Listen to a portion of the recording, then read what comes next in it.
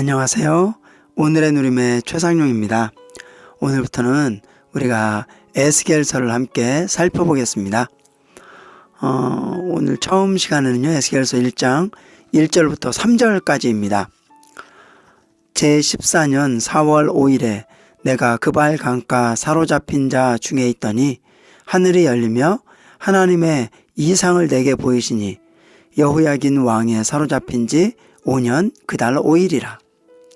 갈대아 땅 그발 강가에서 여호와의 말씀이 부시의 아들 제사장 나 에스겔에게 특별히 임하고 여호와의 권능이 내 위에 있으니라. 에스겔서의 처음 세 구절은 책의 내용을 열어주는 서문입니다. 이 부분은 매우 특별하고 특정하며 독특한 서문입니다. 성경 66권은 각 권마다 독특하게 시작하죠. 창세기는 이렇게 시작하죠. 태초에 하나님이 천지를 창조하시니라. 마태복음은요, 아브라함과 다윗의 자손 예수 그리스도의 세계라. 요한복음은 태초에 말씀이 계시니라. 이 말씀이 하나님과 함께 계셨으니 이 말씀은 곧 하나님이시니라. 이렇게 시작합니다. 에스겔서는 겉으로 볼 때 의미가 없는 것 같으면서도 매우 특이한 방식으로 시작합니다. 이러한 서문의 짧은 세 구절에서 네 가지 주요한 것이 다루어졌는데 그것은 이상의 책임으로 이 세 구절은 먼저 에스겔이 이상들을 본 해와 달과 날을 보여줍니다. 둘째, 이 구절들은 또 그가 이상들을 본 장소를 보여줍니다. 셋째, 그것은 그 이상들을 본 사람을 보여줍니다. 넷째, 그것은 이상이 보였을 때의 상태와 상황을 우리에게 시사해 줍니다. 이같이 짧은 서문은 이상이 보였을 때의 시기와 장소와 사람과 상황을 잘 보여주고 있습니다. 이상들을 이제 본 시기를 보면은요, 여기에 이제 첫째는 연도와 달과 일자와 시기가 나옵니다.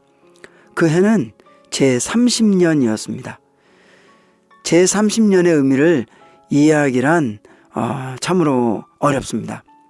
그러나 성경 전체를 연구해 본다면 제30년이란 에스겔 생애 제30년째를 뜻한다는 것을 분명히 알 수 있습니다. 그 당시 에스겔은 30살이었습니다. 민수기 4장 2절과 3절, 역대상 23장 3절에 따르면 레위인 제사장은 30세가 될 때 여호와를 섬기기 시작했습니다. 주 예수님도 역시 30살이 되셨을 때 사역 안에서 하나님을 섬기기 시작하셨습니다. 30살에 달한 제사장으로서 에스겔은 제사장 직임을 시작할 자격을 갖게 되었습니다. 여기에서 우리는 하나의 원칙을 봅니다. 즉, 영적인 것들을 깨닫기 위해서는, 하늘에 속한 이상을 보기 위해서는 생명의 성숙이 필요하다는 것입니다. 30살이 되어서야 모든 제사장들은 성숙되었습니다. 이 나이에 에스겔도 성숙했습니다. 이 나이에 예수 그리스도께서도 성숙하셨습니다. 이것은 만일 우리가 이 책에 있는 이상들을 보고자 한다면 영적 생명에 있어서 어느 정도 성숙해야 한다는 것을 말해줍니다. 오늘날 그리스도인들이 이 책을 이해하기가 어려운 이유는 대부분 생명이 매우 어리기 때문입니다.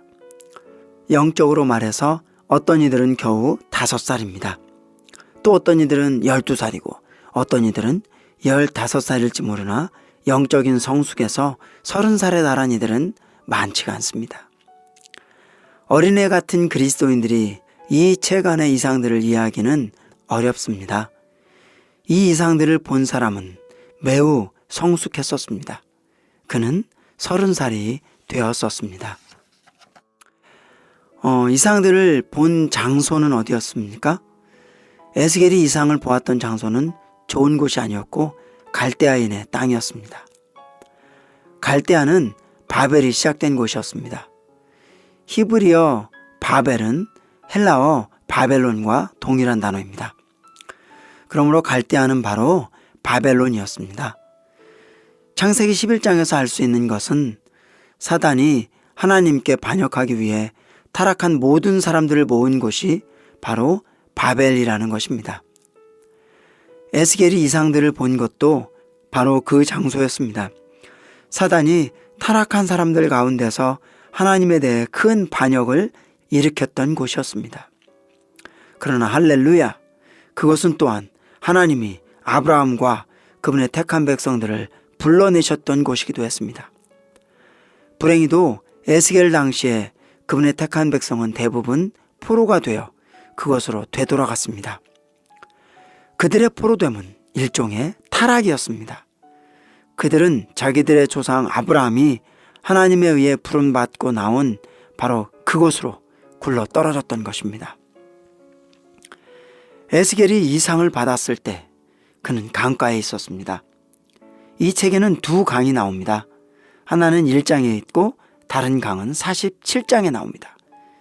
그발 강은 하나님의 백성을 하나님에게서 흘러 떠내려 보내었지만 성전으로부터 흐르는 강은 사람들을 하나님의 생명 안으로 이끌었습니다.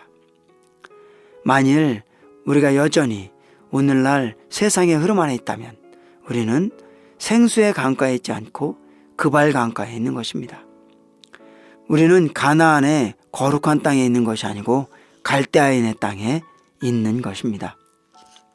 그 다음은 이상을 본 사람입니다.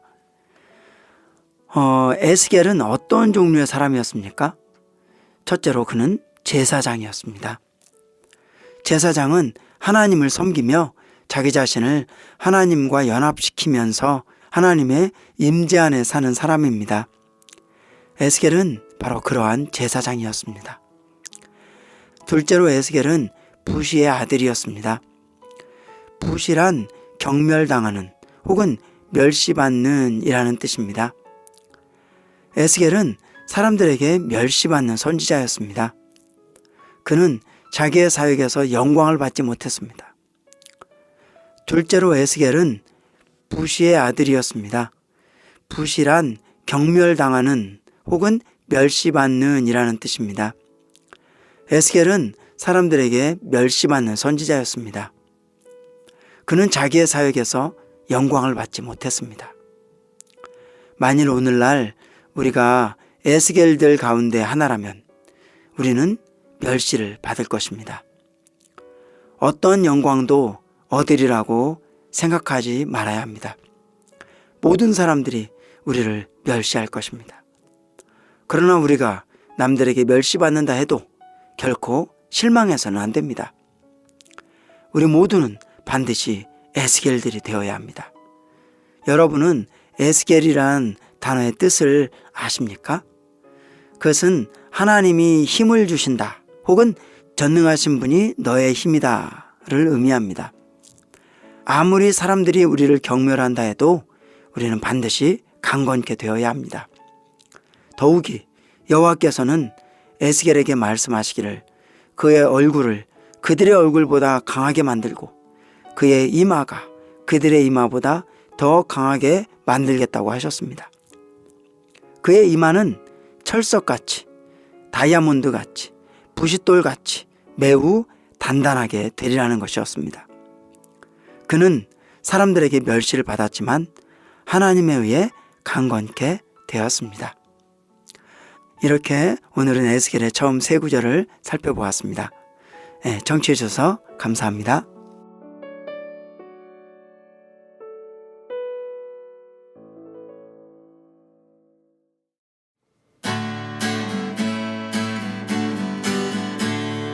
계시록 1장 하나님은 아들의 일상 주시네 지금도 계시고 전에 계셨고 장차 오실 주 하나님 대제사장의 옷 입고 각 교회 돌보시는 주 신지를 자르고 기름 부어서 그분 눈처럼 가게 해 양털 같은 그의 머리털을 대고 붙어 계신 날에 해처럼 빛나는 그의 얼굴